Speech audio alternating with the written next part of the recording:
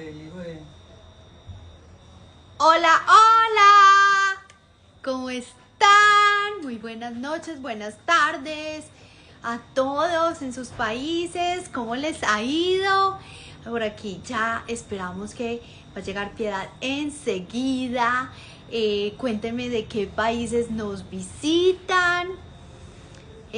Vamos a tener hoy un rato espectacular con una verdadera experta en trastorno del espectro autista.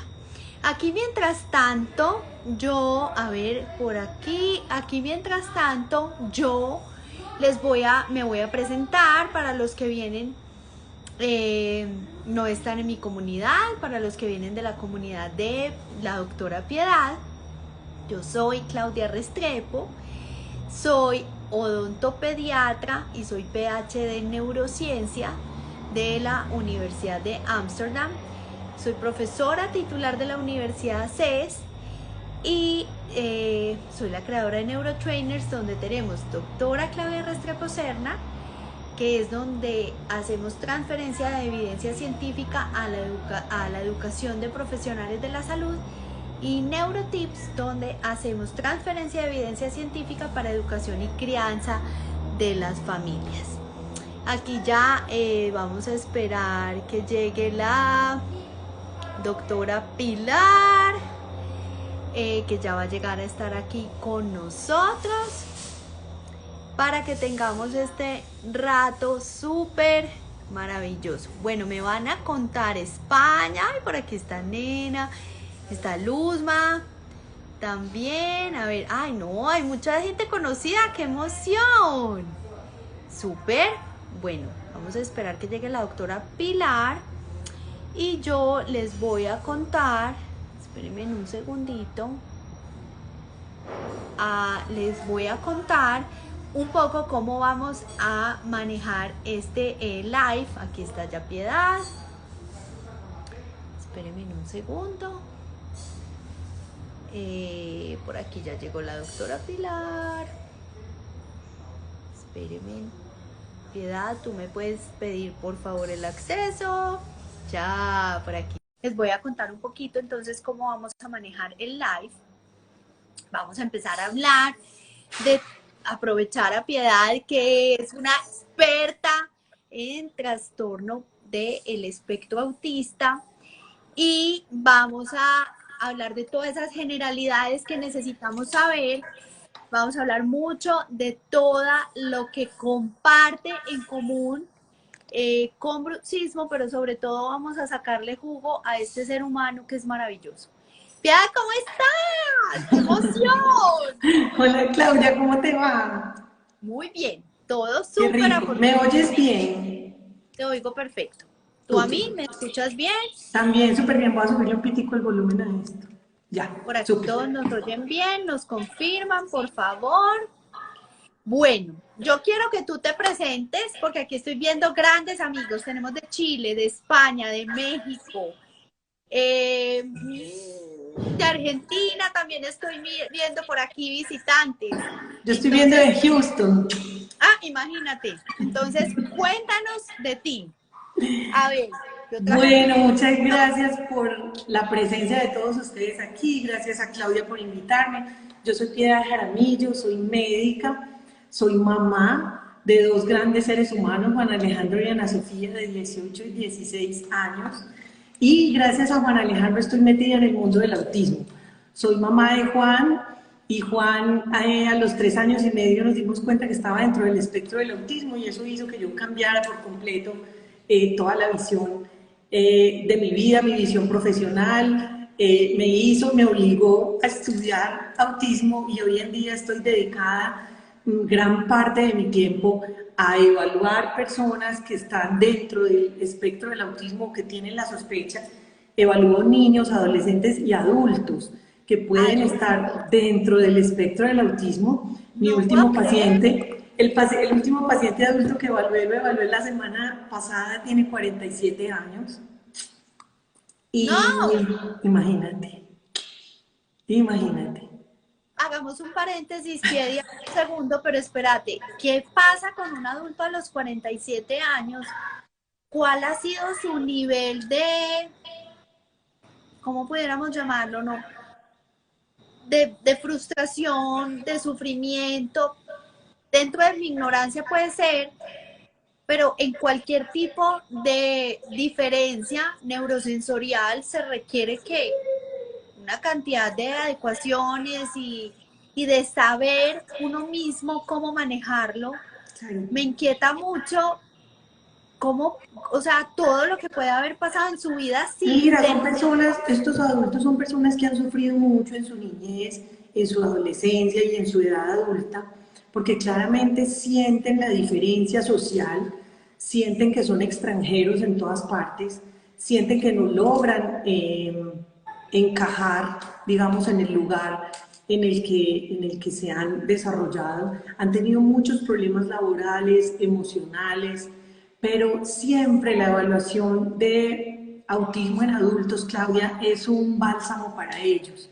El diagnóstico la mayoría de las veces les da una gran tranquilidad porque No, dicen, pues ahora claro. entiendo qué es lo que me pasa, ahora entiendo por qué. Entonces yo no era una mala persona, yo no era odioso, simplemente yo soy una persona con un trastorno del neurodesarrollo y tengo un procesamiento de información que claramente es distinto y siempre lo ven como algo positivo.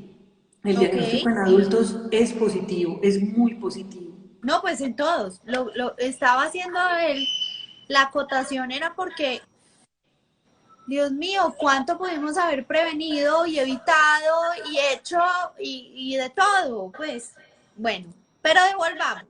Entonces, cuéntanos qué es el espectro autista, Ok, porque hablamos del espectro autista. ¿Qué claro es que el sí, espectro claro que sí. autista? Bueno, el trastorno del espectro del autismo es un trastorno del desarrollo de origen neurobiológico. ¿Eso qué quiere decir? Con eso que acabo de decir podríamos hablar toda la hora para explicar qué significa un trastorno del desarrollo de origen neurobiológico. Quiere decir que algo hay durante el desarrollo del cerebro de ese individuo que toma una vía distinta a la vía tradicional Ok, y da como resultado un patrón de conductas que se pueden ver que van a estar afectando varios dominios del individuo. El primer dominio es lo social comunicativo. Antes en la clasificación pasada teníamos lo social aparte de lo comunicativo, pero el DSM-5 decidió unir lo social comunicativo porque obviamente son dos cosas que no se pueden expliquemos qué separar. es el DSM-5. El La, DSM-5 es es la el clasificación internacional de trastornos internacional para mentales trastornos mentales. de Exacto. la Academia Americana de Psiquiatría. Ok. El Es DSM-5 importante en porque no su, todos ok, nuestro público en su maneja. última versión decidió juntar ese primer criterio. Entonces son personas que tienen alteraciones sociocomunicativas, que van a ir en un gran espectro, en un amplio espectro. Desde las personas que van a estar completamente aisladas, mutistas, es decir, sin hablar, sin relacionarse con los demás en un lado del espectro, hasta las personas que van a tener, digamos, total intención social, que van a relacionarse con las demás personas, pero que van a tener unas fallas muy sutiles en esa interacción con respecto a reglas sociales, normas sociales, la pragmática, que es ese uso social o comunicativo del lenguaje. Entonces tenemos un espectro de conductas sociocomunicativas alteradas y adicionalmente un patrón, ojo con eso, patrón de conductas, actividades o intereses que Espérame un tienden. segundo, espérame, Piedi, que me están diciendo que no se oye. No le oyen a Piedad, no me oyen a mí. ¿A quién no le oyen? Espérame un segundo, porque yo te oigo muy bien. Ok, solo es una persona que está diciendo que no se oye. Tenemos que mirar si es solo ella o si los demás tampoco nos están Alguien oyendo. dice que me está oyendo a mí un eco. ¿Tú me oyes con eco? No. Sí, hoy se oyen las dos. Ok, parece que es De pronto es un un problema problema individual, con sí. la conectividad de alguien. Ok. Entonces Perfecto. estábamos diciendo que hay una alteración en la parte social comunicativa y un patrón de, ojo, actividades, conductas o intereses que tienden a ser repetitivos o intensos, digámoslo así. ¿Ok? Entonces, cuando se unen esas dos cosas, la parte social comunicativa con un patrón repetitivo de conductas, actividades e intereses, estamos hablando de un trastorno del espectro del autismo. ¿Ok? Pero como su nombre lo dice, es un espectro, donde no va a haber nunca un paciente igual a otro. Es como el lupus. Que Yo si no puedo tener. te están escuchando a ti con un poquito de eco, como si estuvieras lejos. No estoy lejos, pero el lugar en donde estoy es un lugar con un techo muy alto. Ah, Es bueno. probable que sea por eso. Un poquito de paciencia y ya. Ok.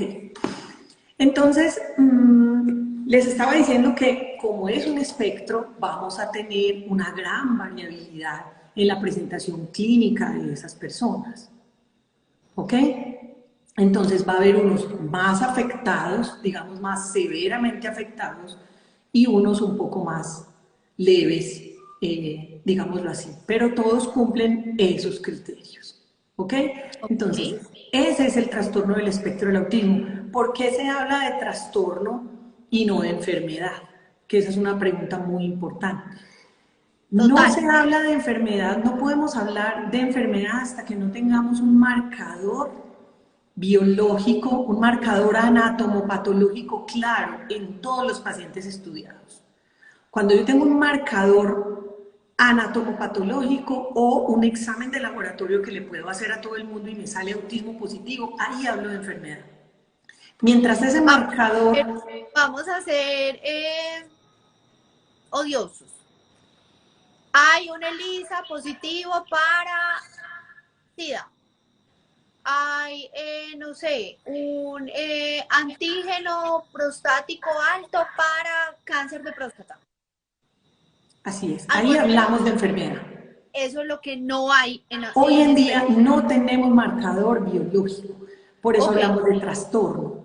Y hablamos perfecto. de trastorno, además, porque los cambios anatomopatológicos que vamos a ver y fisiológicos que vamos a ver, que ya tenemos muchos indicios de lo que sucede en estos pacientes, van a producir un impacto en el desarrollo de esa persona. Entonces, por eso es que se habla de trastorno, porque hay un impacto en el desarrollo. Se toma una vía de desarrollo alterna a la vía típica que se esperaba. Pero todavía no tenemos el marcador. No tenemos el marcador por varias situaciones. Primero, porque el autismo se considera un trastorno de origen poligénico. Es decir, hay miles de genes que se han asociado con el trastorno del espectro del autismo. Diferente, por ejemplo, del Down. En el Down es una trisomía 21. Ahí está. O sea que en ese orden de ideas podríamos hablar de enfermedad de Down porque hay un marcador biológico. Lo que pasa es que hablamos de síndrome porque el síndrome aduce a un conjunto de síntomas. Ok. Entonces tú me podrías decir, pero espérate, entonces el autismo sí es un síndrome porque es un conjunto de síntomas, tú lo acabas de decir. Acabas de decir un patrón de afectación social comunicativo y unos intereses, conductas o actividades repetitivos o intensos. Sí, el autismo es un síndrome. ¿Por qué? Porque un síndrome es un conjunto de síntomas. Entonces empezamos por ahí. Es un trastorno, no es una enfermedad todavía. Ojo con esto que estoy diciendo, todavía. Sí, porque mañana o pasado mañana podemos tener marcador histopatológico. Entonces ese día va a ser una enfermedad desde el punto de vista médico. Pero también hay un punto de vista que es bellísimo, que yo amo profundamente, que es el punto de vista sociológico del trastorno del espectro del autismo y es entenderlos como un estilo cognitivo diferente, como unas personas que son distintas simplemente porque tienen una configuración cerebral diferente y porque no los vamos a ver como enfermos por el famoso efecto Pigmalión. Tú te comportas como yo te veo y si yo te trato como un discapacitado o como un enfermo, tú te vas a comportar como tal. Pero si yo te trato desde el punto de vista sociológico como un ser humano con los mismos derechos míos, pues el enfoque va a ser distinto. Qué Es belleza. un poquitín romántico, pero es completamente válido. Lo que pasa es que si tú le Bueno, preguntas a Manuel Casanova, que hay que hablar de Manuel Casanova para entender la fisiopatología del autismo, que es un investigador español que ha encontrado las diferencias histopatológicas que se ven en pacientes post-mortem con autismo. Él dice, aquí hay una enfermedad. Además es abuelo de una niña con autismo. Y él dice, a mí no me queda duda de que aquí hay una enfermedad, porque sí hay en el 92% de los estudios post-mortem de personas con autismo, hay cambios histopatológicos. Ok. Que únicamente los vemos post-mortem. ¿Cuáles? Ahí vamos para allá. Entonces vamos a entender un poquito qué es lo que sucede con estos cerebros de personas con autismo. En el 92% de los casos hay cambios histopatológicos en el cerebro de estas personas. ¿Cuáles son esos cambios?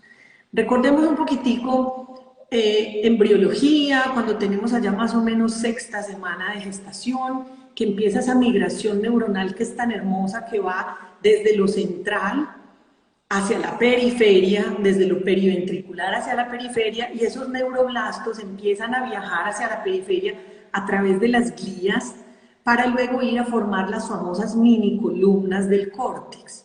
En las minicolumnas los neuroblastos se especializan en dos tipos de células. En las neuronas excitatorias, ¿sí? Y estas otras interneuronas que son inhibitorias y se van organizando muy bien organizaditos en las famosas minicolumnas. ¿Qué pasa en las personas con autismo? Vemos que las minicolumnas son más pequeñas, las dendritas son más densas y hay una falla, hay menor número y menor función en estas interneuronas inhibitorias que en teoría se deben organizar en la periferia de la minicolumna.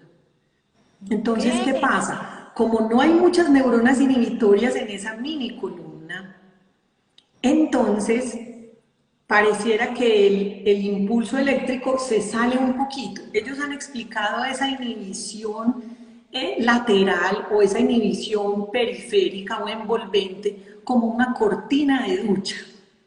Entonces imagínense una cortina de ducha que no deja pasar el agua, ¿cierto? ¿De acuerdo? Cuando yo tengo una cortina de ducha que está rota, pues ¿qué va a pasar con el agua de la ducha?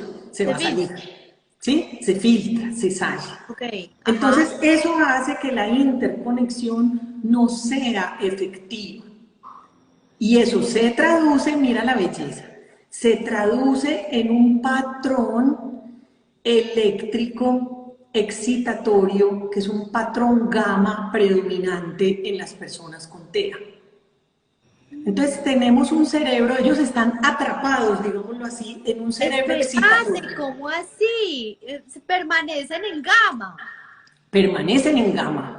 Pero lo que pasa es que gamma son las ondas cerebrales que están conectadas con vigilia y con estrés. Sí. Con estrés que incluso puede llevar a ser estrés tóxico. Entonces, los niños y las personas con TEA están atrapados en un cerebro excitatorio. Y acuérdate que esas interneuronas inhibitorias están realmente asociadas con el GABA, que es el ácido gamma aminobutírico. Entonces, es el neurotransmisor predominante en el cerebro de la persona con autismo. Y ahí tú explicas todo. Claro. Porque ahí explican los trastornos del sueño. Ajá. Porque es que para el GABA estamos en beta, en REM. Ahí sí estoy oyendo mi eco, pero yo creo que es por tu techo. Qué pecado en mi techo. Bueno, pero nos están entendiendo, vayan diciéndonos, y yo sé que tienen 1000 preguntas, vayan preguntando, porque si me preguntan mañana se fregaron, yo no tengo esas respuestas. Entonces, no, mentiras que también le pueden escribir a Pia. No, pero mentiras, no las van haciendo para contestarlas las dos. Claro que yo no he visto aquí todavía que haya preguntas, no las van haciendo. Bueno, entonces el asunto es, en REM estamos en beta, que son ondas de vigilia, pero son ondas que no necesariamente están relacionadas con estrés. tóxico. Muy Ujú. bien. Y en las fases 1, 2, 3 y 4 estamos entre alfa, delta y teta. No, alfa, teta y delta, perdón. Las Alfa, gamas teta y delta. fueron por Ujú. ahí. O sea, estos personajes tienen completamente alterada la fisiología del sueño. Y te voy a decir adicional, pero eso no es nada. O sea, estas neuronas inhibitorias del GABA, acuérdate que sueño es hipotálamo y tronco encefálico, ¿sí? Y en el tronco encefálico están, digamos, todas estas neuronas excitatorias. Ok. Lo que hace el GABA es venir a inhibir esas neuronas excitatorias, entonces puede promover el sueño, ¿sí? Pero si yo tengo una menor función y una menor cantidad de neuronas inhibitorias productoras de GABA, y en los estudios postmortem han encontrado menores cantidades de GABA a nivel cerebral, entonces ellos tienen menos inhibición de esas neuronas excitatorias en el tronco. Pero ese es apenas uno de los mecanismos a través de los cuales las personas con autismo tienen dificultades del sueño. El problema adicional tiene que ver por la vía serotonina-melatonina. Uno de los primeros hallazgos neurofisiológicos que se encontraron en personas con TEA fue hiperserotoninemia. Hace muchos años, como en los 80, se encontraron en el 25% de las personas con trastornos del espectro del autismo niveles elevados de serotonina. Ustedes saben que la serotonina entra a la célula y allá se une con la acetilserotonina, metiltransferasa y produce melatonina. La melatonina se produce dentro de la célula. Pero las Y, personas con y tiene autismo, y tiene la misma estructura química prácticamente que la serotonina. claro, claro, porque es su Simplemente precursor, es de su la, precursor.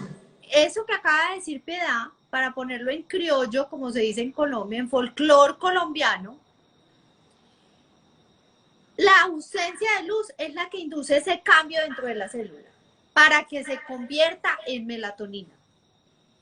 ¿Cierto? Siempre y cuando todas las condiciones neurobiológicas se estén dando. Perfecto. Pero entonces, mira, tenemos en teoría aumentada la serotonina, ¿Ok? pero niveles muy bajos de melatonina. Entonces dice uno, ¿qué pasa entonces con el metabolismo de estos pacientes? Si tienen mucha serotonina, pues deberían tener muy buena melatonina. Pues los últimos estudios se han enfocado a esa enzima. Parece que la falla está es en genes que codifican la acetilserotonina metiltransferasa. O sea, Porque la que entonces convierte la la que serotonina en convierte la melatonina. serotonina en melatonina. Ok. Entonces es otra patica que le nace al cojo.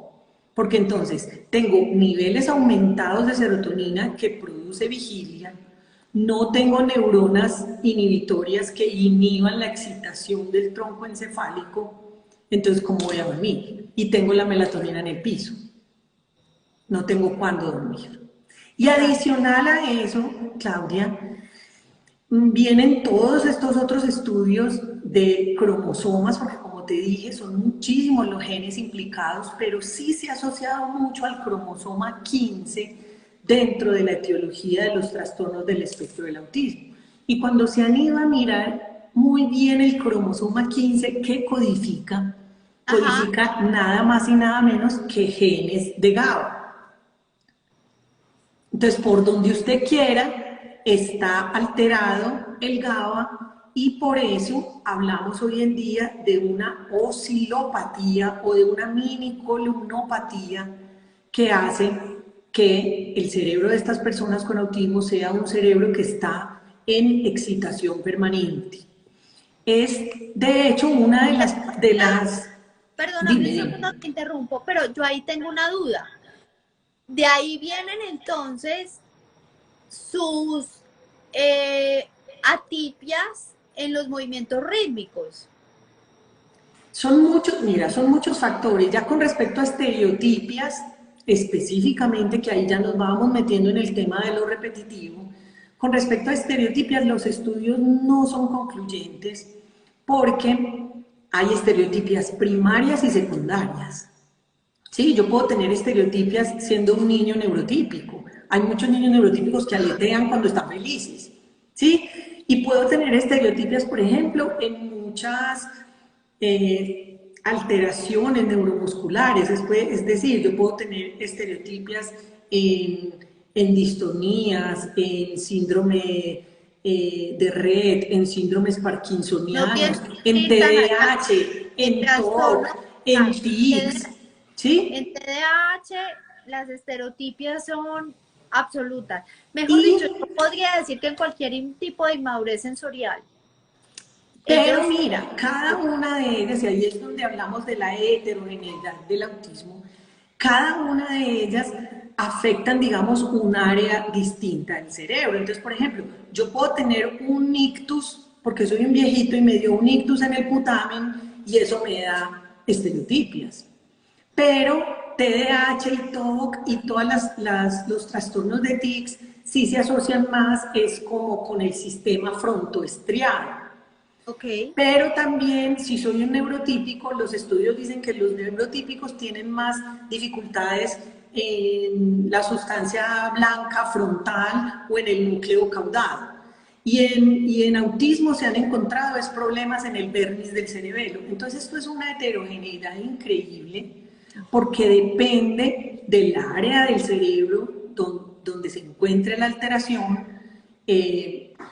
digamos, la explicación de la estereotipia y por eso movimientos anormales, yo no soy experta en movimientos anormales, pero movimientos anormales es algo en lo que los neurólogos se subespecializan, bueno, porque es una gran complejidad. yo aquí quiero hacer un paréntesis, porque hoy tuve esa discusión incluso. Hoy en la mañana estuvimos pues toda la mañana en una reunión precisamente tratando esto, no de TEA, sino de bruxismo. Y realmente el bruxismo en su definición más actual, digamos, de acuerdo al último consenso que abarcó abarcó el análisis de más de 2000 investigaciones. Primero, es una actividad, no es un trastorno, no es una enfermedad, no es un desorden, es un síntoma. Es un síntoma. Hablemos de fiebre, hablemos de tos. Si a un paciente le da fiebre, está pasando algo. Hay algo viral, hay algo bacteriano, algo está pasando, pero el diagnóstico no es la fiebre. Es Lo un mismo signo, es, semiológicamente es un signo. exacto. O una tos, y la tos no necesariamente, el diagnóstico no es la tos y no necesariamente es malo. ¿Ok? La tos puede ser un mecanismo de defensa, porque me ahogué, porque necesito distendir la laringe, etc. Pasa lo mismo con el bruxismo. El bruxismo es una actividad neurobiológica, neurovegetativa, de hecho. No es un trastorno, no es una enfermedad y no es un desorden. Ahora, la otra parte de la definición es que puede ser rítmica o fásica, es decir, puede haber apretamiento, puede haber rechinamiento o puede haber movimientos que no necesariamente involucren el contacto dental. Y que no se dan en pacientes, o sea, no le llamamos bruxismo a lo que está en pacientes que no son neurotípicos o que no tienen una enfermedad de base. Ok. En ese orden de ideas, de acuerdo a todo lo que tú nos estás diciendo en este momento, ese movimiento neurovegetativo o esa actividad neurovegetativa, porque no necesariamente es movimiento, como les acabo de decir, no podría estar presente en el espectro autista. Porque en el espectro autista hay otro espectro neurobiológico. Que explica, digamos, la neurofisiología del paciente, y ¿no? que está explicando esas estereotipias, que está explicando esos movimientos y que no, o sea, nosotros, hablo de nosotros porque hemos hecho varios estudios en niños donde hemos relacionado, seguramente hay muchos más neurotransmisores involucrados. Hoy tenemos clarísimo la asociación de serotonina y dopamina con bruxismo. Puede haber otros tantos, yo supongo que muchos más, pero hoy sabemos que son serotonina y dopamina. Estos están asociados a trastorno por espectro autista. La serotonina sí, como Sí, Piano lo acaba de decir, sí. pero el mecanismo no necesariamente es el mismo de bruxismo. Lo que pasa es que, mira, Claudia, y ahí sí me parece súper interesante que tú, pues, que tú me aclares y me ayudes a entender un poquitico, porque yo tengo entendido que hay dos tipos de bruxismo y así es como yo lo he venido, digamos, Hay muchos. entendiendo. Bueno, pero digamos que los mecanismos fisiopatológicos son distintos si el bruxismo es diurno o si es nocturno. Es radicalmente distinto. En eso que estás diciendo, porque te digo que hay muchos, es por... No, no hay muchos. Hay muchas clasificaciones. Es decir, en vigilia y en sueño, Ujú. esa es una, Sí. porque tienes toda la razón. En vigilia tenemos neurotransmisores simpáticos e Ujú. incluso los mismos neurotransmisores tienen una acción simpática Ok. y en la noche, es decir, en bruxismo del sueño, está asociado a otra cosa completamente diferente que tiene que ver con los neurotransmisores de acción parasimpática que se alteran. Incluso siendo algunos los mismos, por ejemplo, hablamos de serotonina y melatonina, que tienen una acción completamente diferente. El bruxismo de vigilia, bueno, no, hablemos de la otra clasificación, digamos, para los dos, donde hablamos de posible que solo por relato de los padres, en el caso de los niños, o incluso eh, conocimiento del propio paciente cuando estamos hablando de adolescentes y adultos. Probable cuando además hay signos clínicos, hay línea alba, es decir, esa marca en el carrillo dentro de la boca, hay algún tipo de desgaste, hay sequedad en la boca, también es un síntoma de bruxismo, ya les voy a decir por qué. Y cuando hablamos de bruxismo definitivo, es aquel que está probado con instrumentación, poligrafía, polisomnografía, electromiografía, ecología de momento presente, etcétera. Hay una evaluación instrumental. Ahí hablamos Ok. de bruxismo definitivo. Entonces esa es como la otra clasificación. Y hay otra clasificación donde hablamos de asociado a daño, asociado a efectos positivos y actuando como mecanismo de defensa o inocuo. Ok. ¿Qué hace la diferencia? Tengo un mecanismo de defensa cuando tengo, por ejemplo, un estrés agudo que tiene un tiempo limitado y no estoy hablando exclusivamente psicosocial. También puede ser físico, pues físico o somático. O sea, un paciente tiene una congestión nasal, una obstrucción temporal, bruxa para despejar su vía aérea y es un mecanismo de defensa.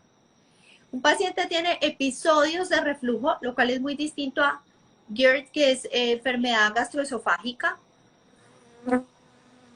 Por reflujo, si tengo un episodio, el bruxismo lo que hace es estimular las parótidas y las Ujú. glándulas salivares mayores para producir mucha saliva y neutralizar el ácido en vía esofágica.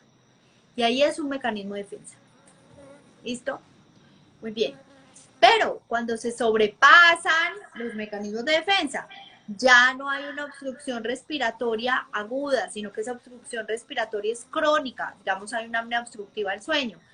O tengo una enfermedad de reflujo gastroesofágico.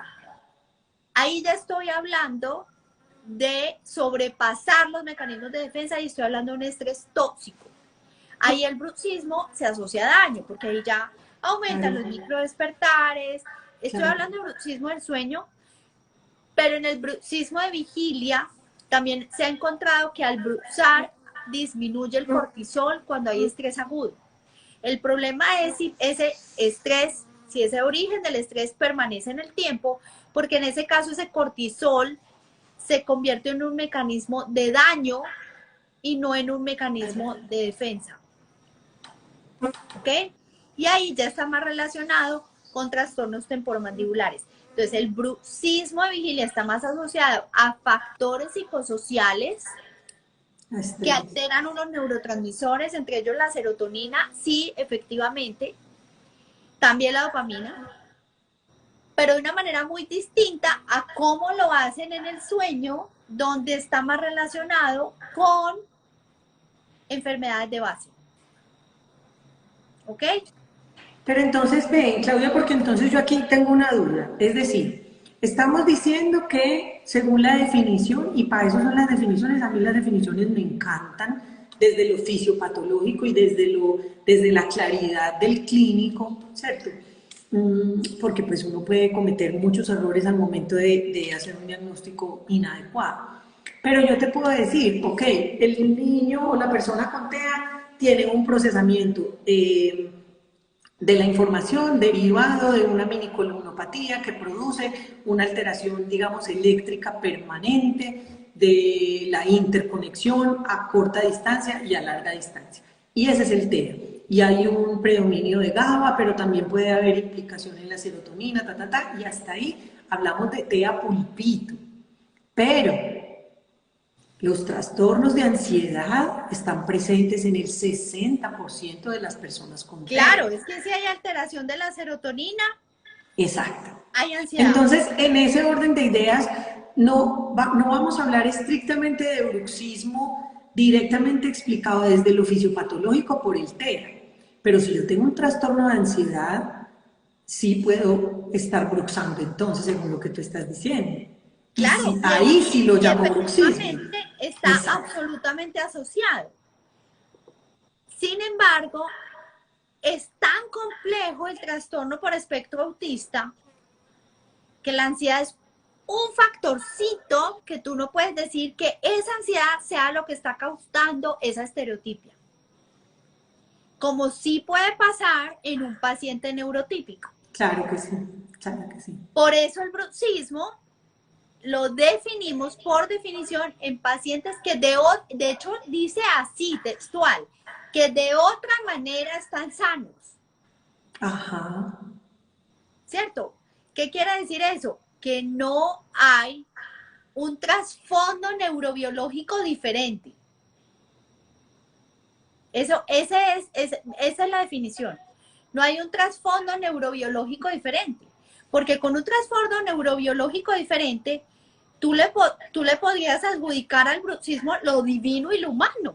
Claro, claro, claro. Y no es así. Tan no es así que usted analiza todos los factores con el riesgograma o con el STAP o con el DCTMD, pues que son las herramientas que tenemos para bruxismo y para trastornos temporomandibulares. Y en ningún lado dice TEA. Sin embargo, mira, hay una cosa muy interesante y es que cuando uno se pone a revisar todo este tema de todas las conexiones que hay entre, digamos, hendiduras orofaciales, masticación, hay un síndrome asociado a autismo que se llama SYNGAP1, que digamos es una de los últimos síndromes que se han detectado en la etiología genética de personas con TEA. Y hay varias cosas muy interesantes que nos han enseñado estos niños. Una es la presencia de convulsiones desencadenadas por masticación. Y cuando uno va y mira, por ejemplo, hendiduras orofaciales, cuando tú vas y ves la relación, digamos, de los fenotipos conductuales de las personas que tienen hendiduras orofaciales, es común encontrar que estos niños, cuando ya se van haciendo adultos, tienen fenotipos conductuales relacionados con trastornos de ansiedad, con esquizofrenia, con trastornos del espectro autista. Y uno va y lee esos estudios que son súper interesantes y resulta que hay una clara relación embriológica entre la formación de estas estructuras y esto que hablábamos ahorita de estas interneuronas inhibitorias de GABA. No, Entonces pues mira cómo una, todo se va uniendo. yo tengo un curso entero, dura 15 horas, que se llama Función Orofacial para el Neurodesarrollo. Y en una de ellas hablamos de masticación, la importancia de la masticación para la formación de conexiones neuronales en el hipocampo, en muchas otras áreas, pero en el hipocampo pues es el protagonista de la novela. Ahora, ¿qué es importante decir acá? Que el paciente no tiene que bruxar para que se generen esas conexiones neuronales. El paciente, lo fisiológico es masticar. Claro, claro. Desarrollar la masticación, que es lo que tú estás diciendo. No el bruxismo, porque entonces me dicen, doctora, pero entonces el bruxismo es bueno. No, espere un momentico. Como su definición lo dice, puede tener efectos positivos, pero no lo hace fisiológico. Ay, mira esta abeja. En la cámara, atrevida. Se quería meter al live. Entonces, no, eso no hace fisiológico el bruxismo. No hace fisiológico el movimiento, ¿sí? De bruxismo. Lo que hace fisiológico, el movimiento fisiológico es la masticación. Claro. Pero esa masticación no funcional en algunos momentos de estrés agudo puede tener el mismo efecto. Que es muy distinto su efecto si hay un fondo neurobiológico, porque yo no les puedo decir que en un paciente con TEA que bruxa, entonces va a disminuir el cortisol y se va a bajar en la ansiedad. No va a pasar.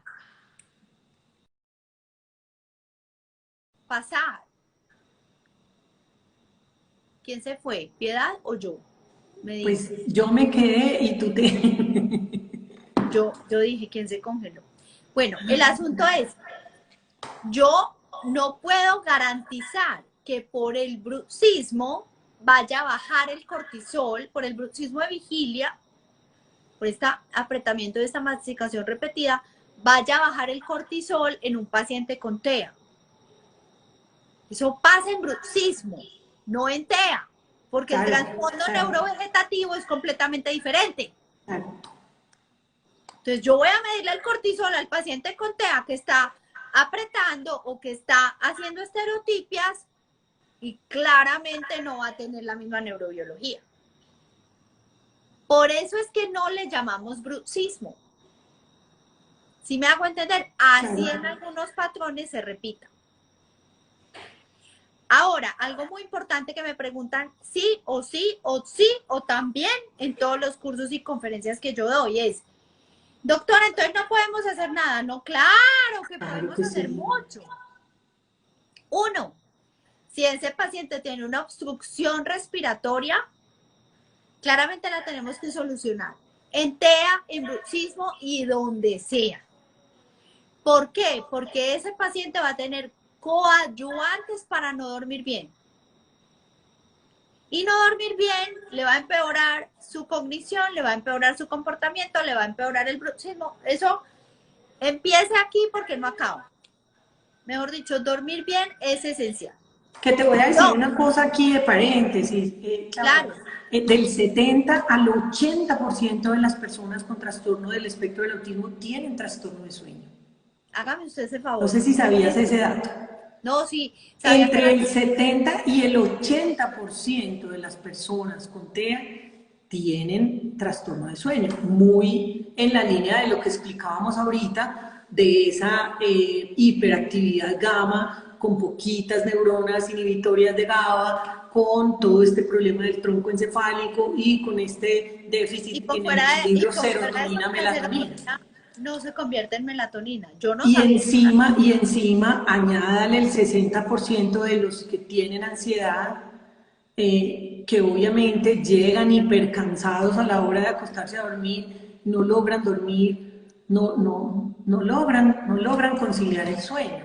Entonces tienen retardos en la conciliación, con una latencia más larga, con un aumento en el número de despertares en la noche, con una menor eficiencia del sueño medida ya en el polisomnograma y obviamente pues con las consecuencias que conocemos en el neurodesarrollo, en los procesos atencionales, en la irritabilidad, incluso en las estereotipias, que se sabe que los trastornos del sueño empeoran la severidad de esas estereotipias, así como el deterioro cognitivo, como el hecho de que tengan dificultades en las habilidades adaptativas, en el juego simbólico. Entonces son niños que van a tener y personas que van a tener, digamos, unos comportamientos repetitivos, rígidos, invariables, mucho más altos que los que no tienen estas condiciones. Clarísimo, total, absolutamente. Dos, si esos pacientes tienen algún tipo de consumo de azúcar, hablemos un poquito del azúcar en TEA, Piedad, esto me fascina, porque es que este azuquitar, pues francamente, ¿en qué momento nos pasó? Como dice uno de mis hijos, mamá, ¿en qué momento nos pasó? O sea, ¿en qué? Porque es que hemos encontrado una relación de ese azúcar con bruxismo del sueño y pantallas, la verdad es que son las dos, un 85% de relación con alteraciones en el sistema de dopamina y de serotonina, y clínicamente en más de 1.400 niños relacionado con bruxismo del sueño. ¿Qué pasa con ese azúcar en TEA, por ejemplo? Yo pienso que no es en TEA, Claudia, sino en todo el neurodesarrollo, ¿cierto? Okay. O sea, cada vez más tenemos más clara la relación intestino-cerebro. O sea, lo que yo siempre les digo a las mamás, y a veces las mamás dicen, ¿qué? ¿Cómo así? Yo les digo, tú sabes que en el intestino hay neuronas. Y las mamás dicen, no, yo no sabía que en el intestino hay neuronas. Claro, en No, el y de intestino que hay le voy a neuronas. dar otro dato que me enteré hace poquito, de una gran amiga chilena con la que hice un live. Tenemos más bacterias que células. Claro, tenemos 100 bacterias más, 100 bacterias por cada célula que tenemos. Y Claro, todo el microbioma, pues la microbiota toda pesa 2.5 kilogramos. ¿Tú hágame puedes usted el creer favor. eso? ¿Tú puedes creer eso? Lo que pasa es que mira, con esto pasa lo que ha pasado con muchos temas, y es que primero la evidencia científica todavía no es tan potente con respecto, digamos, al uso exclusivo de dietas específicas para todos los trastornos del neurodesarrollo. Cada niño es único. Y no debería ser Cada específica. niño es único, pero hay cosas que tenemos claras, como que el azúcar es tóxico y que el gluten es basura metabólica. Pues eso ya lo sabemos hace rato. Entonces, y la OMS dice son 20 gramos diarios de azúcar para los niños, ¿para qué les dan más? Si ya la OMS dijo que son 20, ¿para qué Ojo, les de damos azúcar más? refinado. Y No de de azúcar, azúcar refinado. porque el otro es ¿Y mal. para qué les damos gluten? Pero si adicionalmente tenemos un niño con unas características de alergias alimentarias, de selectividad alimentaria, de diarrea, de trastornos gastrointestinales que se asocian con cambios conductuales, a ese niño hay que pararle más bolas, pero a ese niño hay que estudiarlo, Claudia. Lo grave que nos pasa en TEA es que ahorita se han inventado una cantidad de protocolos nutricionales donde todo el mundo cabe en el mismo protocolo, entonces a Yo todos les sí. dan, entonces les suplementan ácidos grasos y bueno, una cantidad de cosas y Yo no tuve los un paciente miden que le daban previamente y no los estudian. le O se daban van para el otro lado y los veneno. estudian en exceso y vuelven es un negocio el tema de la dieta. Entonces yo les digo a las mamás, miren, ni tanto que queme el santo, ni tan poquito que no lo alumbre. Estudiemos los niños. Desafortunadamente, Claudia, desafortunadamente, yo te voy a decir algo, yo en Colombia todavía no he encontrado ese profesional donde yo pueda remitir a mis niños con TEA, que sea un médico que realmente esté metido en este cuento de alimentación, pero de una manera que sea completamente responsable, ética, científica y que no me suene a negocio. Todavía no lo he encontrado, puede que por ahí esté. Si alguien lo conoce, por favor, lo necesito en mi vida ya. Que no suene a negocio, porque es que todo suena a negocio. Entonces tú le tienes que dar este protocolo, pero entonces yo te vendo los productos y yo soy el que te hago los exámenes y los exámenes no pueden ser en otro lado sino en mi laboratorio. Y a mí eso me suena a negocio, yo no puedo con eso. No puedo De con eso. acuerdo, de acuerdo. Pero Pero, necesitamos médicos, pero necesitamos médicos funcionales, nutriólogos, gente que esté metida en este cuento, pero que estudie a los niños. No que queramos vender un protocolo para todo el mundo igual y no que queramos porque vender una además cantidad de es suplementos nutricionales sin saber si yo me pongo a suplementar una vitamina que no la he medido previamente y lo que hago es que le estoy haciendo daño a ese cerebro generar una vitaminosis. porque la Claro, hipervitaminosis es grave.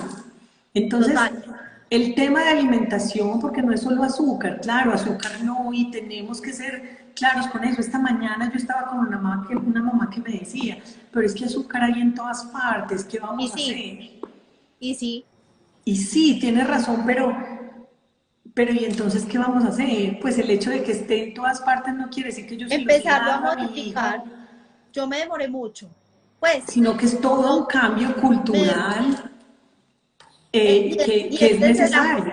y es desde la conciencia de aprender a leer las etiquetas. Porque es que eso se llama azúcar oculto. Entonces no es que te vuelvas rayado porque no podemos caer en la ortorexia, que ese es el otro punto importante. Eh, pero sí tenemos que aprender a leer qué es lo que nos estamos comiendo. Porque no sé si a ti te pasa, supongo que sí, pero a mí me pasa que llegan a la consulta, ¿qué consumes de azúcar? No, doctora, nunca, pues, nunca. ¿Qué tomas por la mañana? Esta bebida chocolatada. Y uno dice, bueno, Yogur. esto tiene 20 gramos de azúcar. Y a la media mañana, este yogur, esto tiene 13 gramos de azúcar. Aquí, o sea, a las 9 de la mañana ya el niño lleva Ya. 33 gramos y el límite es 20. Entonces, eso es absolutamente importante. Bueno, otra cosa que, bueno, yo quiero ver que no haya preguntas porque ahora se nos quedan sin contestar. Ay, no, qué belleza. Admirables, cómo pueden saber tanto y transmitir ese conocimiento tan didácticamente. Qué belleza. Mil gracias, Claudita. No, no veo preguntas. Si tienen preguntas, vayan a las haciendo porque tenemos 7 minutos. O sea, háganlas ya. Bueno, pero yo tengo una pregunta aquí muy importante. ¿Qué tan frecuentes son esas estereotipias? Bueno, mira, esa es muy buena pregunta porque mira, ya te dije que para el diagnóstico de autismo se necesita un patrón de conductas, actividades o intereses que tienden a ser repetitivos, ¿sí? Pero un solo síntoma, o sea, una sola conducta repetitiva como el aleteo, no es suficiente para hacer diagnóstico de autismo. Yo Y no necesito un todos tienen patrón, un aleteo, ¿o ¿ok? sí? No. Necesito un patrón de conductas y esas estereotipias tienen que ser repetitivas, rígidas, invariables, ¿sí? Y tienen que, digamos, cumplir una cuestión y es que pareciera ser voluntario y cumple una función en ese individuo, es decir, puede ser una búsqueda sensorial, puede ser social para obtener algo a cambio o puede ser algo tangible. Entonces, es un espectro muy grande de conductas que van a aparecer dependiendo de la severidad. Hoy sabemos lo que te decía ahorita, que van a ser más frecuentes en la medida en que haya un déficit cognitivo más importante, que haya alteraciones en las habilidades adaptativas del individuo y que haya alteraciones también en el juego simbólico. Entonces, en la medida en que yo estoy, digamos, con un nivel de autismo más intenso, los comportamientos restringidos y estereotipados van a ser más altos. ¿Ok? Ok. Hablamos en A términos mayor generales, profundidad del espectro, mayor cantidad de... mayor actividad estereotipada. ¿Ok?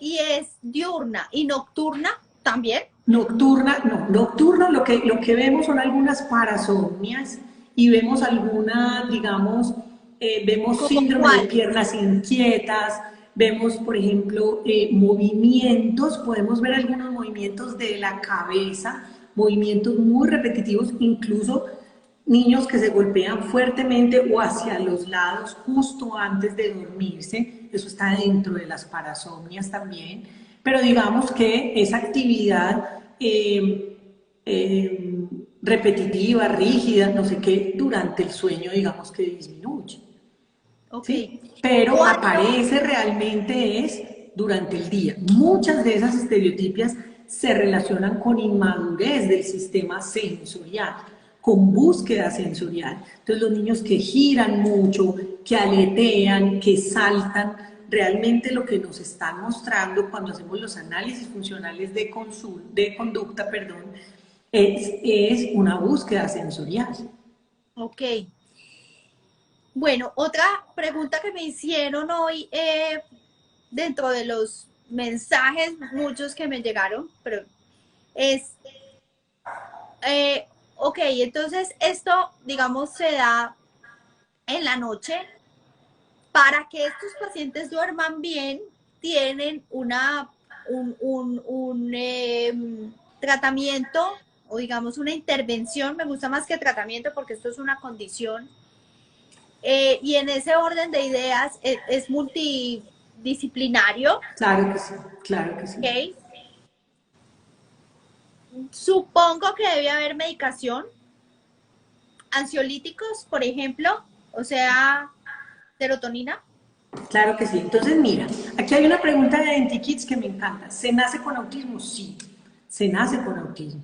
Como decíamos al principio, es un trastorno del desarrollo neurobiológico que inicia, ¿cierto? Desde la sexta semana hay unas alteraciones ahí en esa migración neuronal, no se organizaron bien esas mini columnas, pero hay muchos factores pues, genéticos o epigenéticos que contribuyen, digamos, a esa formación distinta de las. Tengo una muy mala noticia y es que faltan 2 minutos. Ok, voy a responder rápidamente. ¿Se nace con autismo? Sí. Lo otro, medicación. Sí, no para el autismo, no para los déficits nucleares, pero sí para los trastornos del sueño, la que más se usa es melatonina. Sí, para las conductas que son, digamos, de mucha agresión o comportamientos muy intensos de conducta, que son antipsicóticos, especialmente risperidona es la única aprobada y aripiprazol aprobados por la FDA en niños con autismo. Y en ansiedad y en conducta repetitiva también se utilizan inhibidores de recaptación de serotonina. Aquí rápido. Algunos pacientes con TEA tienen umbrales de dolor muy elevado. ¿Qué podrías decirnos acerca de esto en relación al dolor muscular o del ATM? Más bien del umbral de Claro, dolor. claro. En personas con TEA están alterados los sistemas interoceptivos, que son los que nos permiten a nosotros leer esas sensaciones corporales. Y muchos de los niños y de los adultos, incluso con TEA, tienen muchas alteraciones con el umbral del dolor, entonces no sienten el dolor, no sienten el dolor. Ok, Entonces, o sea que podrían hacer un trastorno temporomandibular claro que y sí. digamos no hacer No, sintomatología. y ya después, o ya tener la fractura dental y ni siquiera con la fractura se pueden enterar, eso pasa mucho. Míreme la belleza.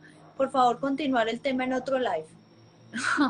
A algunos no les duele nada y lo vemos mucho en consulta. Uno encuentra unas caries, piedi de un tamaño. Y uno dice, pero Claudia, tenemos que hacer un live de todas esas, de autismo y todas esas necesidades sensoriales y cómo podemos nosotros desde la consulta odontológica eh, me gusta. ayudar con muchas herramientas conductuales a que las citas con estos niños sean más exitosas.